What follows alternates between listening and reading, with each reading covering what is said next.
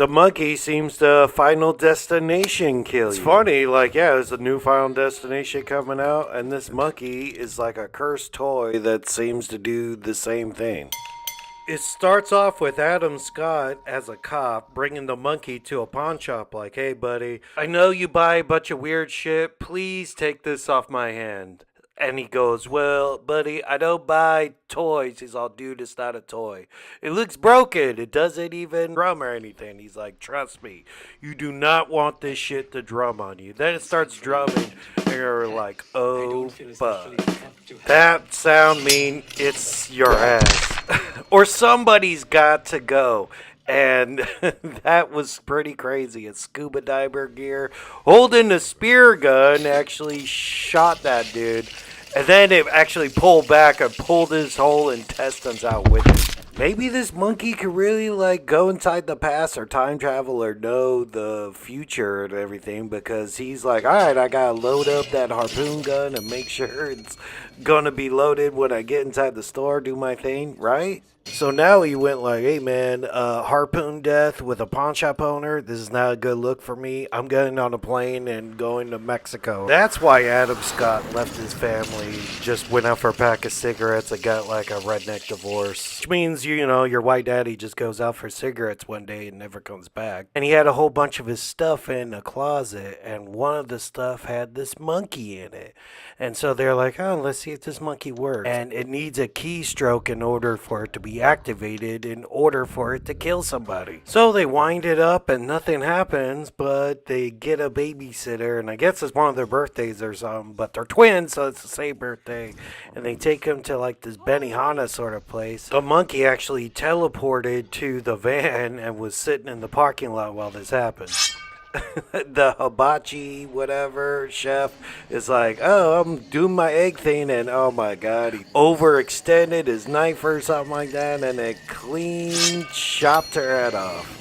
You're like, whoa, how sharp are those knives, dude? That sort of sucks it didn't happen to the mom, that it happened to their babysitter, because I would sue the fuck out of them, dude. Wrongful death, like, you chopped off my mom's head in front of everybody.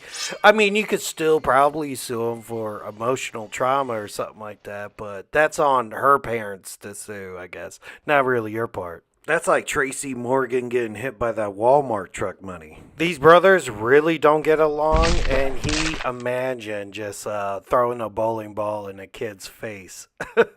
Remember all the grief Terrifier 3 got for unaliving children in there? I guess a bowling ball in a teenager's face is okay as long as it didn't really happen. It just happened in like a dream. Maybe that's just a coincidence, so they wind up the monkey again. The mom takes him to the babysitter funeral, and then the mom actually gets it.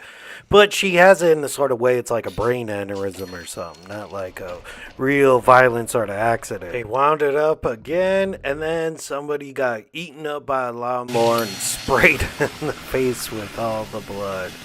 And they wind it up again, and then their uncle that they went to go live with got trampled to death inside of a sleeping bag and turned into like sloppy joes. At this point you're like, alright dude, it's no coincidence and we need to get rid of this damn monkey. He chopped it up and it's still teleported back, so they figured let's throw it down the well, and it worked for about 25 years until it came up again.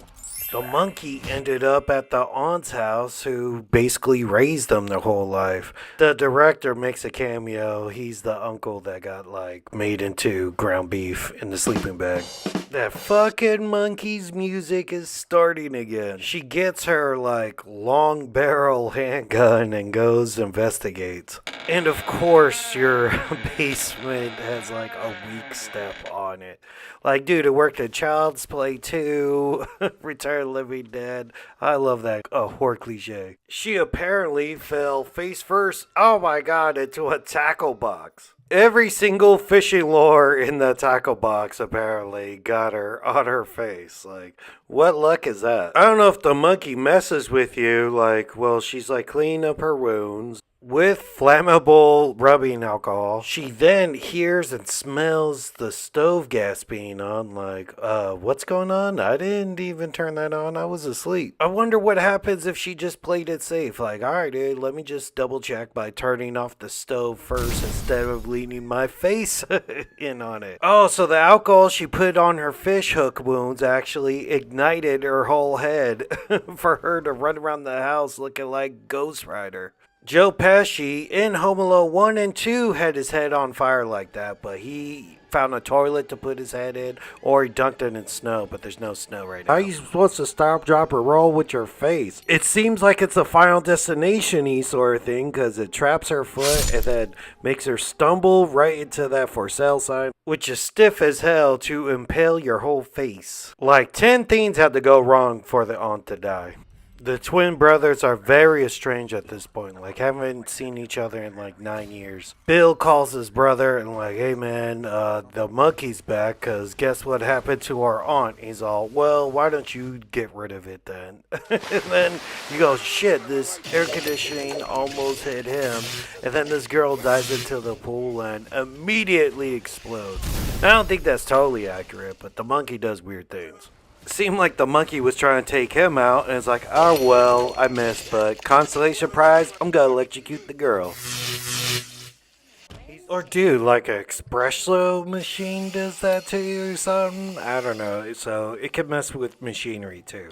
Again, if I'm the family of the coffee machine, I'm suing, and if, I'm the family of her, I'm suing the golf course. He's on a trip with his son, so he goes to his auntie's house, and the realtor starts like showing him rooms. He's like, hey, did you perhaps see a monkey? Like, no, man, we had a yard sale. I think it's gone. And then that happens. Pulp Fiction, when John Travolta accidentally shot Marv in the face in the car. Seems like the door was locked and the gun was loaded, so it seemed like that monkey was just waiting for somebody to open it. Her body completely exploded as well. Just so happened that like the fingertip ended up in his mouth. One brother keeps seeing the monkey everywhere, like at the strip clubs, and he's staying away from his son because he believes the monkey curse will eventually try to murder his own son. The twin brother is actually the evil one now because he blames the other brother for murdering the mom by winding up the monkey. So brother Bill wanted to use the monkey for evil. So once they threw it down the well, I guess a year later, he went down there and done got it. He left the monkey over at the aunt's house, and he got the Johnny Ramone guy to Corey Cunningham to go get it. Oh, his young boss at his job had the most random death too. He wants the nephew to actually spin the monkey and see what happens. Like what happened to their daddy, it needs to pass down a generation to generation, but that's not what happens. And it seems like sometimes the monkey does miss, oh well, I had this axe swing like a Home Alone sort of trap thing, and he sort of walked by it. Corey Cunningham gets murdered. Bees, a whole bunch of bee hornets, go through the windshield and go inside directly to this dude's mouth and explodes his head from the inside. The monkey actually did it uninitiated. So it could just bank a whole bunch of kills because he kept just spinning in, nothing happened, and then it just got all backed up and then released all these random kills at once. And then Bill actually dies. Somehow a cannon shoots him in the face. Bad guy defeated, but not the monkey. They take the monkey and now the whole town is getting murdered. Oh, a bus of cheerleaders and a plane falls from the sky. Probably 500 people die, all in all. The father and son drive off together, and I guess he's no longer giving him up for adoption. He's like, well, I guess this monkey's our responsibility, and we gotta make sure to keep an eye on it in case somebody else evil gets their hands on it. Which I hope they do if they ever decide to make a sequel.